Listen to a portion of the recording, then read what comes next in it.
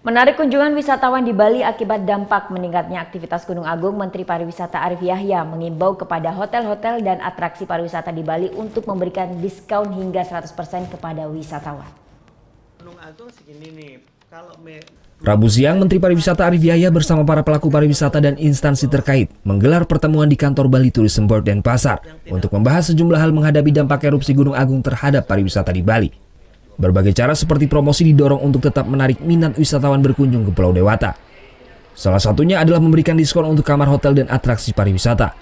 Menpar mengimbau kepada hotel agar bisa memberikan diskon hingga 100% untuk malam pertama dan 50% untuk malam berikutnya. Untuk diskon, saya berikan clue-nya. Ketika erupsi terjadi, orang itu akan relatif, kata-kata panik saya tidak pakai ya, ingin cepat pulang. Jadi skenario yang bagus itu diskon besar harus diberikan di awal kejadian, sehingga orang tidak pada berebut untuk pulang. Pemerintah juga telah menyiapkan 700 armada bus sebagai alternatif apabila Bandara Ngurah Rai ditutup. Wisatawan akan diangkut menuju bandara yang telah direkomendasikan.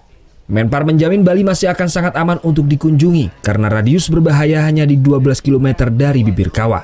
Saat ini Kementerian Pariwisata bersama Pemprov Bali juga telah membuat Bali Tourism Hospitality untuk memberikan informasi satu pintu kepada pelaku pariwisata.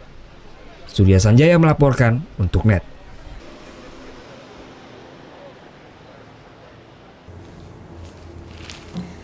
Udah selesai kan nontonnya? Nah, jadi jangan lupa buat like, komen, dan subscribe ya.